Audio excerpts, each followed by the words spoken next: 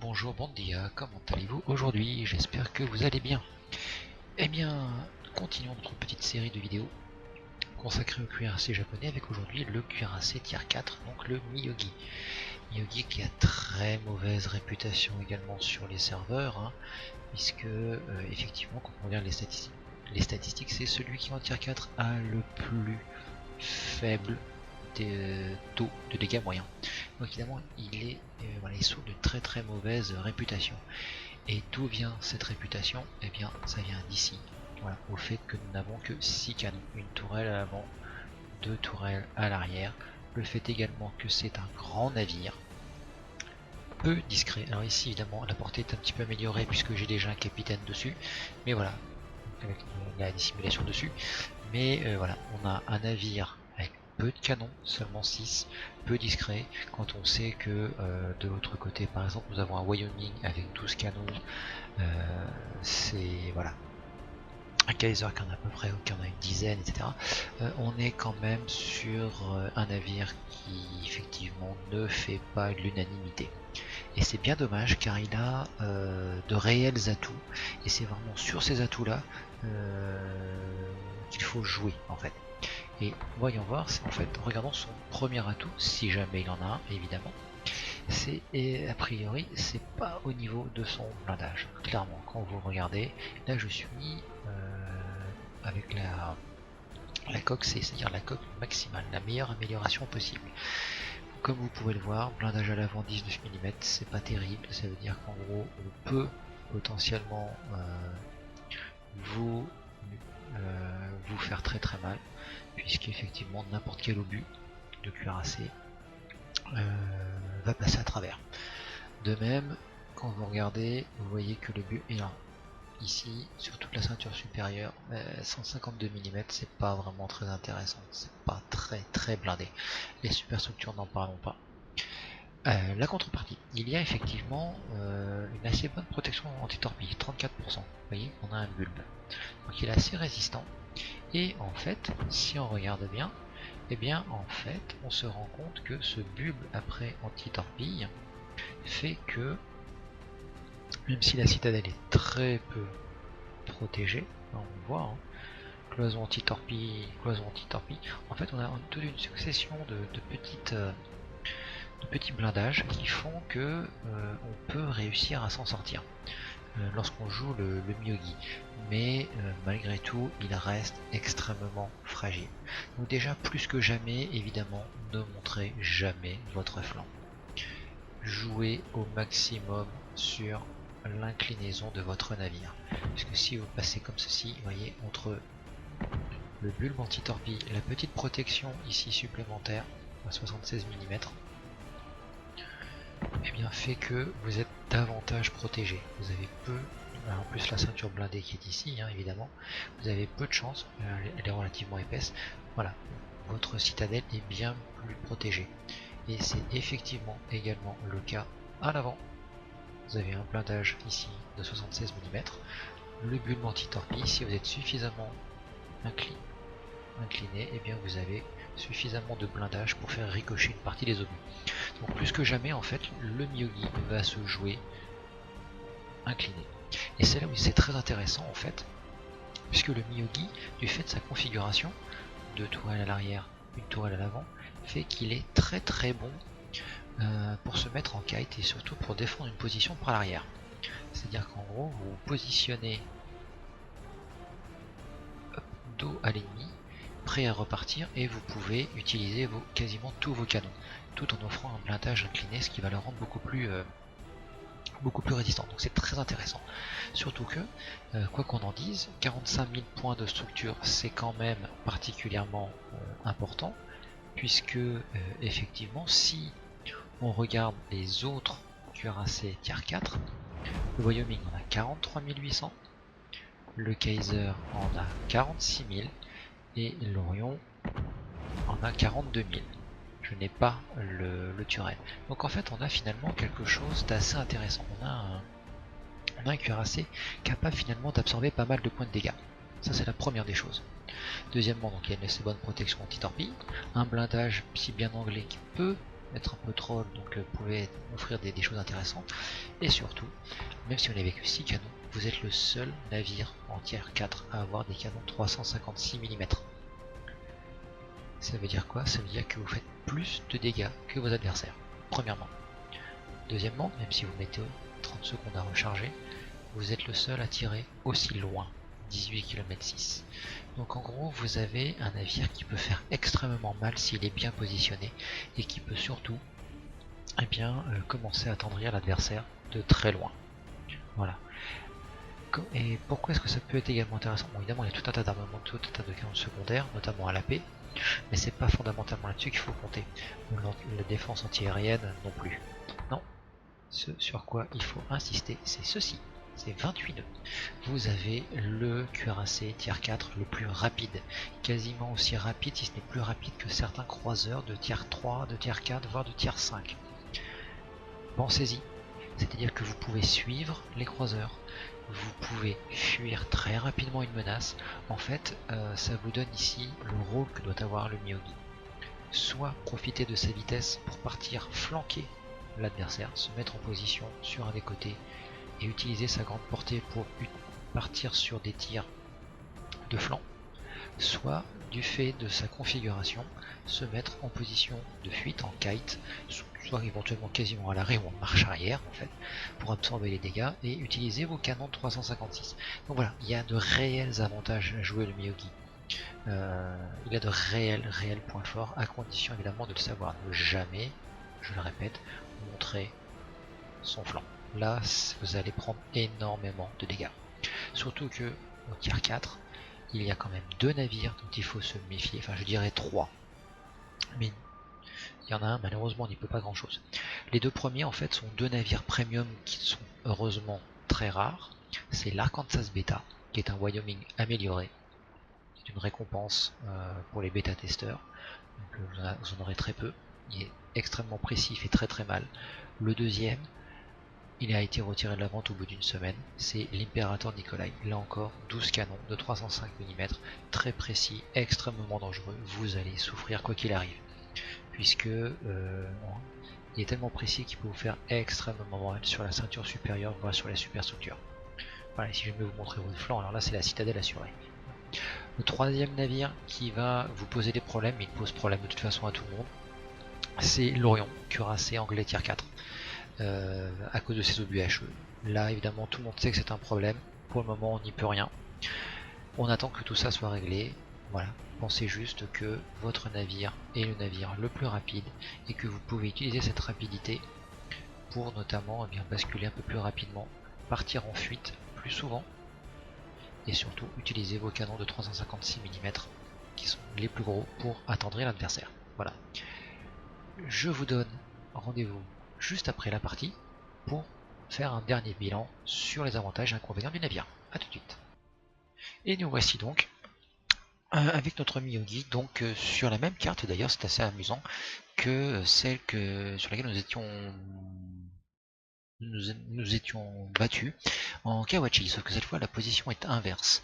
Et là, hop, voilà, c'est là où c'est quand même intéressant. Voilà, lorsque vous êtes dans cette position là, ne partez pas vers le sud, en fait vous avez plein de chemins à faire. Il faut vraiment aller vers la défense de la base, parce qu'il y aura toujours des navires qui vont arriver, toujours. Et c'est là où, avec le Myogi, on va ici.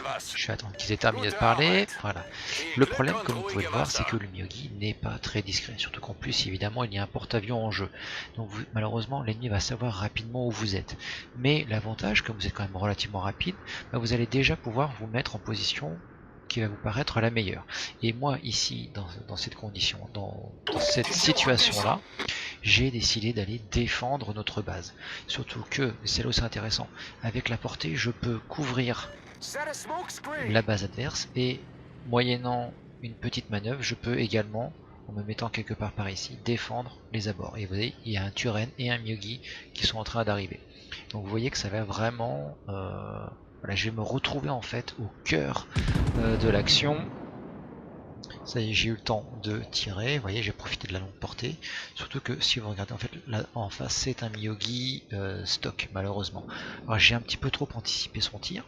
son avance. Voilà, bon, ça peut arriver. Bon, 14 km, c'est pas grave. Et vous voyez qu'il y a en fait 3 cuirassés en face et un Saint-Louis. Donc plutôt que de foncer tête baissée comme le fait le Tenryu, qui va droit à la mort, je me mets en position. Voilà. Le Miyogi continue à avancer. Voilà, moi je me mets en position bien tranquille. Et comme vous pouvez le voir, mes obus finalement ne sont pas si mauvais. Puisque voilà, première salve 4300. C'est déjà pas mal. Et voilà, et je vais pouvoir attendre ici, tranquillement. Sachant que je fais face à 4 navires. J'ai un Wakeful avec moi qui spot, un assaut et un courbé. On va voir évidemment ce qui va pouvoir se passer. Tiens, il y a un autre Saint-Louis qui est en train d'arriver.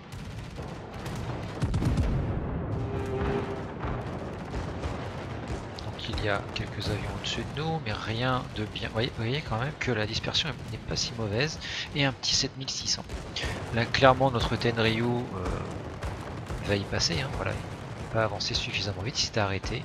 Donc là, évidemment, il en a profité pour se faire torpiller. Et voilà, boum. Se faire torpiller par un porte-avions en tier 4. Alors par contre, voilà, on a un Miyogi qui vraisemblablement s'est échoué. Donc là, je vais en profiter. Je suis complètement à l'arrêt. Je ne cherche même pas. Voilà, et là je fais une citadelle, 16600. Et voilà, vous voyez, moi j'ai fait quand même 16 000 de dégâts, j'en ai reçu 1000 en échange de la part du Miyogi. Pourquoi? Parce que j'étais anglais, tout simplement. Donc là j'essaie de repartir en me disant qu'est-ce qui va se passer, finalement je vais m'arrêter.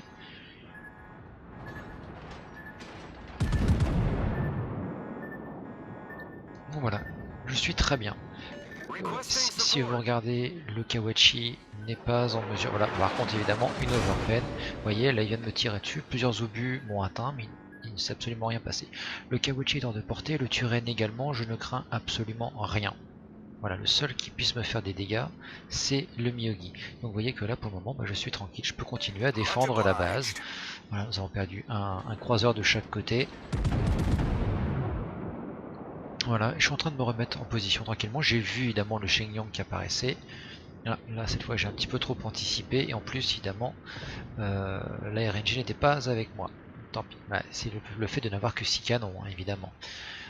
C'est le défaut évidemment. Vous avez des salves qui vont pouvoir malheureusement tout simplement ricocher, enfin du moins encadrer votre adversaire. Vous n'avez pas suffisamment d'obus. Le Miyogi en face donc repart, très bien. J'essaie d'anticiper et j'ai réaccéléré. Pourquoi? Parce que la situation s'est décantée. Le Miyogi a quand même bien mangé, hein, déjà quand même.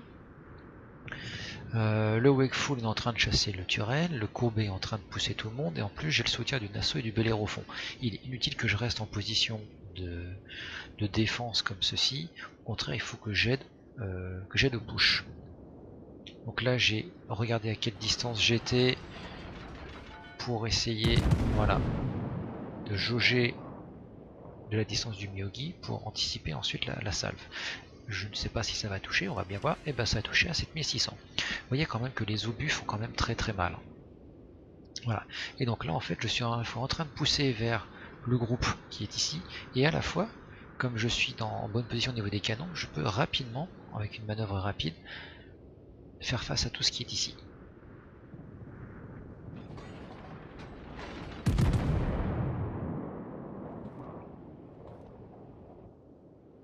À nouveau une salve très groupée. Voilà, à nouveau 4000. Ce n'est pas moi qui vais le terminer, là, très vraisemblablement non. Le courbet est bien mieux placé. J'estime que le Miyogi va y passer, donc je passe plutôt sur le Saint-Louis qui est full life. Le Turen normalement devrait être géré par le Nassau et le Wakeful. Alors je m'aperçois qu'en fait personne ne s'en occupe.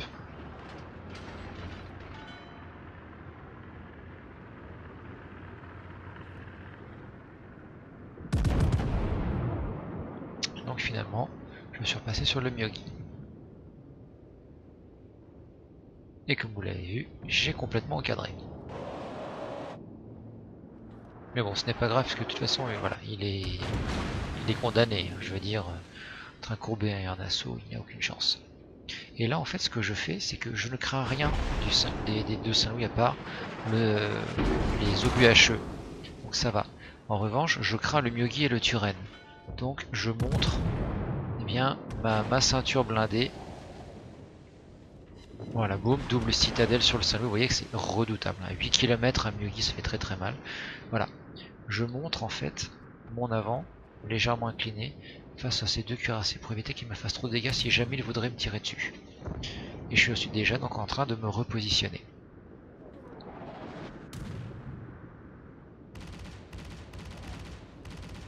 Voilà, vous voyez, j'évite, je pointe toujours une inclinaison vers le Turenne qui pourrait me regarder. Et voilà, le Saint-Louis y est passé. Je m'aperçois que le Turenne ne me regarde pas, donc finalement, voilà. Et c'est là où ici je vais profiter de la rapidité du Myogi, puisque je vais pouvoir me repositionner très rapidement en première ligne. Vous voyez, notre ligne en fait est ici. On a 3 navires qui sont à l'arrière. Je suis en fait finalement en première ligne. Voilà. Avec évidemment un destroyer qui, voilà, qui est en plein milieu ici. Donc c'est de ce destroyer donc il faut faire très très attention. Voilà. Nos deux porte-avions ici qui sont absolument pas protégés, c'est évidemment dangereux. Donc voilà, donc là je reviens vers notre cap, vers notre base, pour ensuite redescendre. Et pour le moment, comme vous pouvez le voir, je suis déjà à 71 000 de dégâts. Donc vous voyez, l'avantage ici, encore du tier 4, c'est que dans le pire des cas, vous tombez face à des tiers 5. Et là, j'ai de la chance, je suis effectivement tombé face à des tiers 4. Donc là, tant mieux. Tier 3 et tier 4. Sachant que ça n'est pas forcément automatiquement garanti. Voilà, bon, overpen sur le Saint-Louis. L'avantage c'est que comme je n'ai pas grand chose à craindre, je descends. Car comme vous voyez, en fait, il n'y a plus qu'un seul cuirassé. Il n'y a que lui qui peut réellement me faire des dégâts. Les porte-avions peuvent me faire mal, mais vous voyez, on a 3 incendies, mais pas fondamentalement de gros problèmes. Le Wakeful qui se smoke pour se protéger. Moi du coup, voilà, je vais passer sur le Variag. Voilà, petit 6600 avec 2 obus. Donc, vous voyez, le Myogi est un très bon navire en fait de défense. Il est relativement rapide. Voilà, je suis passé d'ici. Voilà, je n'ai pas eu besoin de camper puisqu'en fait à chaque fois je suis allé droit et vers les ennemis qui s'approchaient avant de me repositionner pour aller éliminer les menaces. Je laisse brûler les feux, je les laisse brûler. Parce que vous voyez, hop, il y a un CV qui arrive et j'ai des avions quand même qui ont été abattus. C'est assez extraordinaire. J'esquive. Voilà, une overpen, c'est un peu dommage. Mais ce ne sera pas moi qui profiterai du Variag. C'est le Bel Air au fond. Voilà. Voilà, j'ai complètement laissé brûler parce que ça ne servait à rien. Je ne sais pas où est passé le Xinjiang, il est très vraisemblablement voilà, par ici, comme je l'indique. Attention également au Danae. Il est hors de question que je m'approche trop. Car si je m'approche trop, voilà, ça y est, le Xinjiang vient d'être repéré, donc je sais où il est, il n'y a pas de souci. Le Danae vient d'être coulé par le Hosho. Très bien. Donc ici, attention au Xinjiang qui peut me faire extrêmement mal. Et surtout évidemment l'Orion. L'Orion redoutable, comme je l'ai indiqué tout à l'heure, à cause de ces obus HE, tout simplement.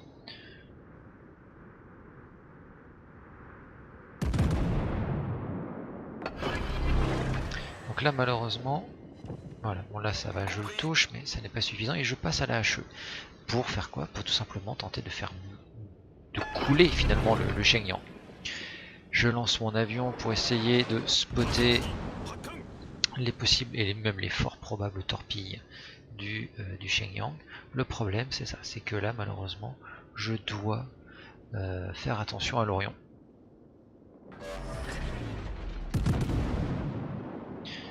Voilà, donc là je tire sur le Shenyang que j'ai encadré. Vous voyez, la salve était bonne. J'aurais eu une tourelle de plus, je l'aurais vraisemblablement touché. C'est vraiment ici la limitation du Myogi. Donc là, ici, je suis incliné par rapport à l'Orion, mais pas suffisamment en fait. Je suis en train de me repositionner parce que je vois que l'Orion tire sur le Langlais. Voilà. Donc là, je vois, ça y est, étant donné que le porte-avions a été éliminé, que la cible prochaine, c'est moi.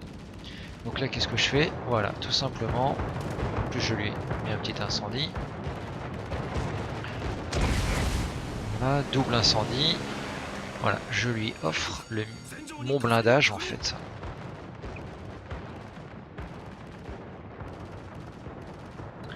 Pour éviter qu'il me fasse trop de dégâts. Je suis à 86 000. 12 km, c'est un petit peu loin et il s'éloigne, donc je sais que je ne subirai pas ces torpilles. Voilà, évidemment l'Orion qui me tire dessus à la HE. Donc là je peux pas faire grand chose malheureusement. Voilà, 2 obus. Vous voyez, c'est l'avantage en fait du 356. Vous passez le pont, vous passez les ceintures supérieures. Vous avez un énorme avantage là-dessus.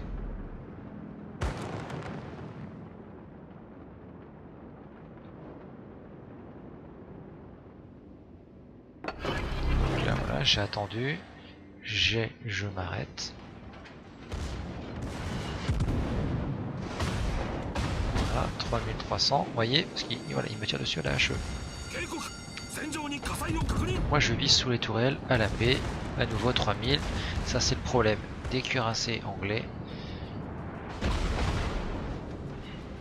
Là évidemment j'essaie au maximum de me remettre en bonne position parce que l'Orion risque de me faire très très mal.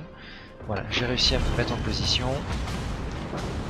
et je tire directement sous la proue, 4300.